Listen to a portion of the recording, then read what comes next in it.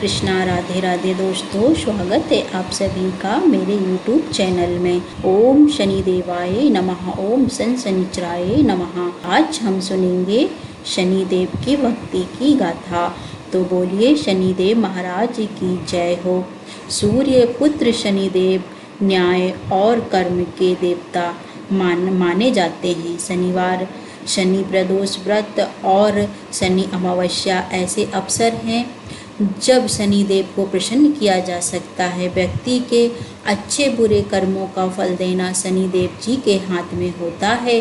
किसी भी व्यक्ति की कुंडली में शनि की दशा खराब होना सुनकर ही व्यक्ति घबरा जाता है। 9 ग्रहों में से शनि को गुस्सैल और क्रूर माना गया है, लेकिन ऐसा हर किसी के साथ नहीं होता। शनिदेव जिस पर अपनी कृपा बरसाते हैं उसे धन की कमी नहीं होने देते। ज्योतिषी शास्त्र के अनुसार शनि महाराज किसी भी राशि में 30 दिन से ज़्यादा नहीं रहते हैं। भगवान शिव ने न्यायाधीश का काम 9 ग्रहों में से शनिदेव को सौंपा है। पुराणों में शनिदेव के जन्म की कई कथाएं मौजूद हैं, जिसमें सबसे अधिक प्रचलित कथा स्कंद पुराण के काशी खंड में मौजूद है। कथा के अनुसार सूर्यदेव का विवाह राजा दक्ष की पुत्री संज्ञा के साथ हुआ था। सूर्यदेव और संज्ञा को 3 पुत्र वस्तप्त, मनु, यमराज और यमुना का जन्म हुआ। सूर्यदेव का तेज काफ़ी अधिक था, जिससे लेकर संध्या काफ़ी परेशान रहती थी। वे सूर्यदेव की अग्नि को कम करने का उपाय सोचती रहती थी। सोचते सोचते उन्हें एक उपाय सूझा और उन्होंने अपनी एक हमशक्ल बनाई, जिसका नाम उन्होंने स्वर्णा रखा। स्वर्णा, जब तक मैं तपस्या से वापस लौट कर ना आऊँ तब तक तुम्हें महाराज और बच्चों का ख्याल रखना है और मेरी छाया बनकर इस घर में सूर्यदेव की पत्नी बनकर रहना है। जो आज्ञा महारानी। संज्ञा, आप निश्चिंत रहिए, यहाँ पर किसी को भी पता नहीं चलेगा मैं आपकी छाया हूँ। अब स्वर्णा के कंधों पर अपने 3 बच्चों की जिम्मेदारी डालकर संज्ञा जंगल में कठिन तपस्या के लिए चली गई। संज्ञा की छाया होने के कारण सूर्यदेव को भी कभी स्वर्णा पर शक नहीं हुआ और एक छाया होने के कारण स्वर्णा को भी सूर्यदेव के तेज से कोई परेशानी नहीं हुई। उधर संज्ञा तपस्या में लीन थी, वहीं सूर्यदेव और स्वर्णा से 3 बच्चे मनु, शनिदेव और भद्रा का जन्म हुआ। कहा जाता है कि एक बार भगवान पत्नी स्वर्णा से मिलने आए। सूर्यदेव के तप और तेज के आगे शनिदेव महाराज की आंखें बंद हो गई और वे उन्हें देख नहीं पाए। वहीं शनिदेव के वर्ण को देख भगवान सूर्य पत्नी स्वर्णा पर शक करने लगे। पुत्र शनि, अपने पिता सूर्यदेव को प्रणाम करो। माता श्री, पिताजी का तेज बहुत अधिक है, मैं तो उनकी तरफ ठीक से देख भी नहीं पा रहा हूँ, इन्हें प्रणाम कैसे करूँ? शनि, मेरा पुत्र, यह मेरा पुत्र नहीं हो सकता, इसका वर्ण तो बहुत काला है, यह मेरा पुत्र कैसे हो सकता है? नहीं नहीं स्वामी, यह आपका ही पुत्र है। नहीं, मैं इसे अपना पुत्र नहीं मान सकता। अपने पिता की यह बात सुनते ही शनिदेव के मन में सूर्यदेव के लिए शत्रु भाव पैदा हो गया। माता श्री, पिताश्री ने आपका जो भी अपमान किया है, मैं एक ना एक दिन इसका बदला जरूर पिताश्री से भी अधिक श्रेष्ठ बनकर दिखाऊंगा। नहीं पुत्र, अपने पिता से ऐसे क्रोधित नहीं होते। अपने क्रोध को शांत करो। नहीं माता, अब तो यह क्रोध तभी शांत होगा जब मैं आपके अपमान का बदला लूँगा। उसके बाद शनिदेव ने भगवान शिव की कठिन तपस्या करनी शुरू कर दी। शनिदेव की कठिन तपस्या के बाद भगवान शिव प्रसन्न हुए और उन्हें वरदान मांगने को कहा। शनिदेव, मैं तुम्हारी तपस्या से प्रसन्न हूँ, मांगो तुम्हें क्या वरदान चाहिए। हे महादेव, मेरे पिता सूर्यदेव ने मेरी माँ का अनादर किया है, उनकी वजह से मेरी माता छाया को हमेशा अपमानित होना पड़ता है। हे प्रभु, मुझे सूर्यदेव से भी अधिक शक्तिशाली और पूजनीय होने का वरदान दीजिए। शनिदेव, आपका अपनी माता के प्रति स्नेह और आदर देखते हुए मैं आपको 9 ग्रहों का स्वामी होने का वरदान देता हूँ। आपको सभी ग्रहों में श्रेष्ठ स्थान की प्राप्ति होगी। इसके पश्चात से ही शनिदेव को नवग्रह में सर्वश्रेष्ठ स्थान की प्राप्ति हुई। न्यायप्रिय शनिदेव की कुदृष्टि से सब डरते हैं, लेकिन पौराणिक कथाओं के अनुसार शनिदेव की पत्नी के श्राप के कारण उनकी वक्र दृष्टि का नकारात्मक प्रभाव लोगों पर पड़ने लगा। हालांकि सब लोग शनिदेव के गुस्से से डरते हैं, लेकिन स्वयं शनिदेव अपनी पत्नी के गुस्से के शिकार हो चुके हैं। शनिदेव की पत्नी नीलमंदा के श्राप के कारण ही शनिदेव की वक्र दृष्टि से लोगों पर दुष्प्रभाव होता है। किंतु शनिदेव की पत्नी ने उन्हें श्राप क्यों दिया, इस पर एक प्राचीन कथा लिखित है। एक बार शनिदेव ध्यान में मग्न थे और तपस्या कर रहे थे। तभी उनकी पत्नी नीलमंदा उनके पास आती है और उन्हें प्रेम से रिझाने की कोशिश करती है, परंतु शनिदेव अपनी पत्नी पर कोई ध्यान नहीं देते और ध्यान में मग्न रहते हैं।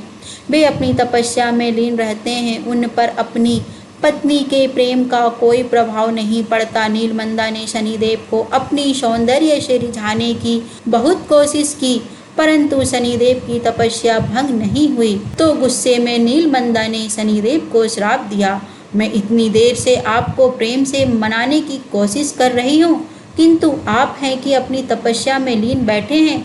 मैं इतनी प्रेम पूर्वक आपके पास थोड़ा समय व्यतीत करने आई थी, किंतु आपने मेरी ओर ध्यान ही नहीं दिया, मेरी ओर दृष्टि तक नहीं डाली। मैं आपको श्राप देती हूँ कि अब से जिस किसी पर भी आपकी वक्र दृष्टि पड़ेगी वह तबाह हो जाएगा और कारण आप बनेंगे। शनिदेव अपनी पत्नी के स्वभाव से परिचित थे। उनका तब जब पूरा हुआ और उन्हें उस श्राप के बारे में पता चला तो उन्होंने अपनी पत्नी को समझाने की कोशिश की कि उन्होंने गलत किया है। शनिदेव की पत्नी को अपनी भूल का एहसास हुआ, पर अब कुछ नहीं हो सकता था, वह श्राप दे चुकी थी। परंतु शनिदेव की पत्नी ने कहा कि मैं श्राप तो वापस नहीं ले सकती, किंतु यह जरूर कह सकती हूँ कि जब भी कोई भक्त निस्वार्थ भावना से पूरे विश्वास के साथ शनिदेव की पूजा और आराधना करेगा, उस भक्त पर शनिदेव की कृपा बनी रहेगी और उस व्यक्ति के जीवन में सुख शांति का वास होगा। तभी से शनिदेव न्याय प्रिय राजा भी बन गए और जो कोई भी गलत कार्य करता है वह शनिदेव की वक्र दृष्टि से बच नहीं पाता। इसलिए सदैव अच्छाई के मार्ग पर चलना चाहिए ताकि हम शनिदेव के क्रोध से बच सकें। यह तो सभी जानते हैं कि शनिदेव हनुमान जी की पूजा से प्रसन्न होते हैं। हनुमान भक्तों को शनिदेव परेशान नहीं करते हैं। यही कारण है कि शनि की दृष्टि से बचने के लिए हनुमान जी की पूजा करने की सलाह दी जाती है। पर शनिदेव और हनुमान जी आपस में मित्र कैसे बने, इसके पीछे बहुत सी कथाएं प्रचलित है। उन्हीं में से एक प्रचलित कथा, एक पौराणिक कथा के अनुसार एक बार शनिदेव को अपनी शक्ति पर अहंकार हो गया। शनिदेव को लगने लगा कि उनसे शक्तिशाली कोई भी नहीं है। उनकी दृष्टि मात्र से ही व्यक्ति के जीवन में उथल पुथल शुरू हो जाती है। शनिदेव इसी घमंड में चूर होकर भ्रमण पर निकले। तभी उनकी दृष्टि हनुमान जी पर पड़ी। उस समय हनुमान जी अपने प्रभु श्री राम की साधना में लीन थे और राम नाम का जयकार कर रहे थे। राम राम राम राम। भगवान श्री राम भक्ति में डूबे हनुमान जी को देख शनिदेव ने उन पर अपनी वक्र दृष्टि डाली, लेकिन हनुमान जी पर कोई प्रभाव नहीं हुआ।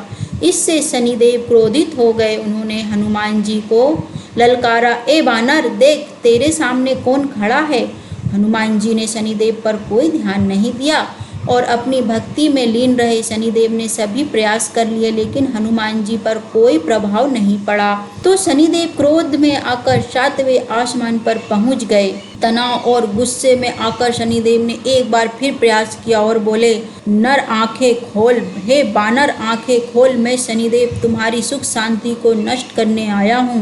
इस संसार में ऐसा कोई नहीं जो मेरा सामना कर सके। क्या तुम मुझ जैसे शक्तिशाली को देखकर बिल्कुल भी विचलित नहीं हो रहे हो? तुम मेरी शक्तियों को नहीं जानते हो। शनिदेव को यह विश्वास था कि ऐसा करने से हनुमान जी भयभीत हो जाएंगे और क्षमा मांगेंगे, लेकिन ऐसा कुछ भी नहीं हुआ। बहुत प्रयास करने पर हनुमान जी बहुत ही सहज भाव से बोले, महाराज आप कौन हैं?